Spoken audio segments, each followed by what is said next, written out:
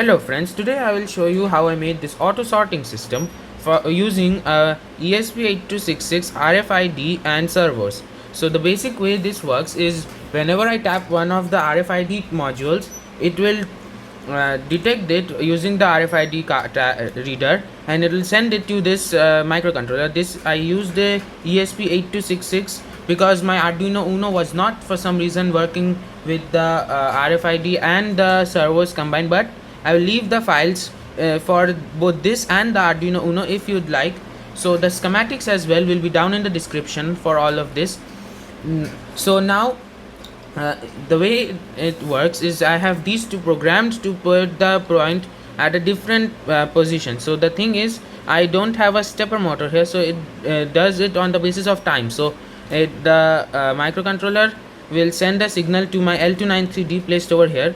It will then turn on this motor here for a brief amount of time based on where this is supposed to be rotated.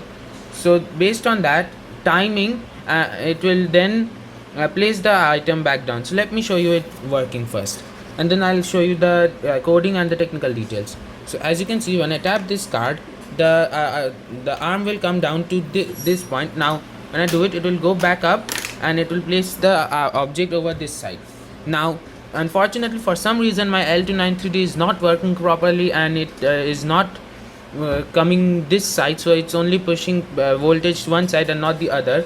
But that, so for now I have to manually put it back this way. But with the working L293D, I have checked previously when it did work that this will work properly. Even the code has the reverse part as well, so if you have a working L293D, it should work fine.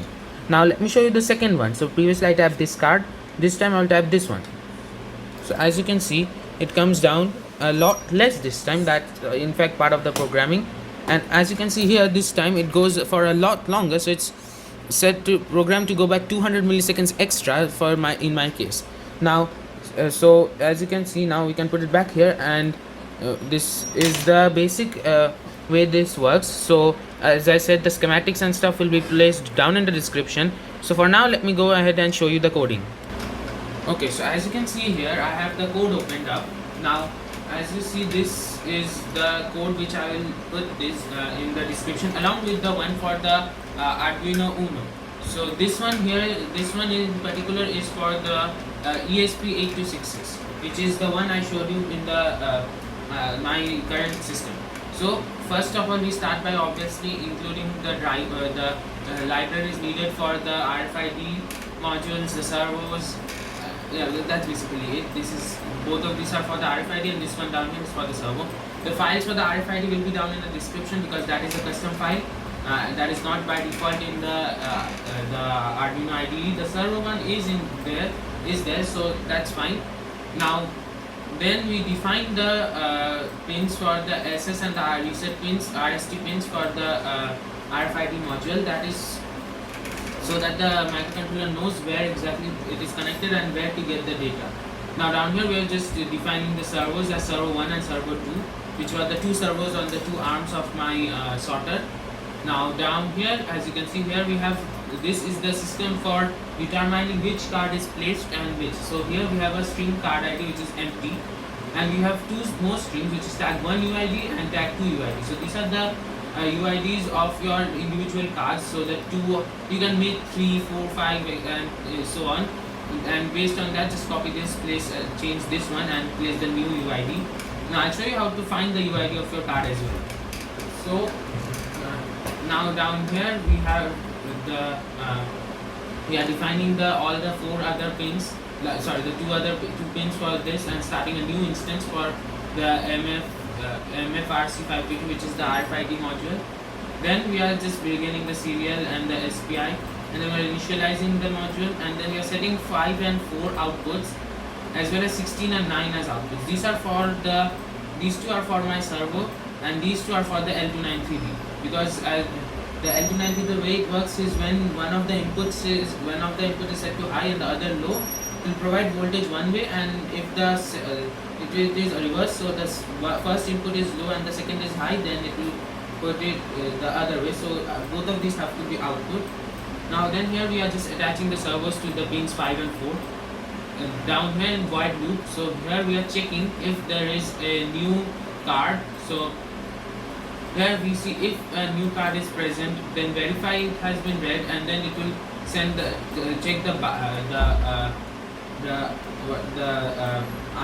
UID of the card. So it will then save it as the card ID. So previously we set the string to be empty. Now it will set that string to be the card ID itself. Now here is just a simple if this then that. So if the card ID is equal to tag 1 UID, which in this case was the first tag, here we set this, and this is the tag 2, so it will also come in handy later.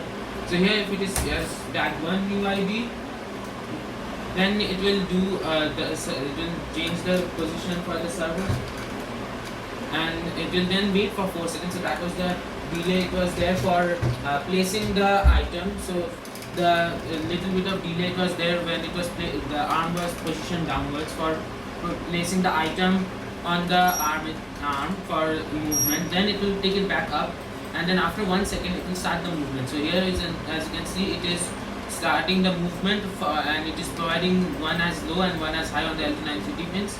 So the L29CD will end up moving to that side, where one side, which is in my case it was it was moving to the sides.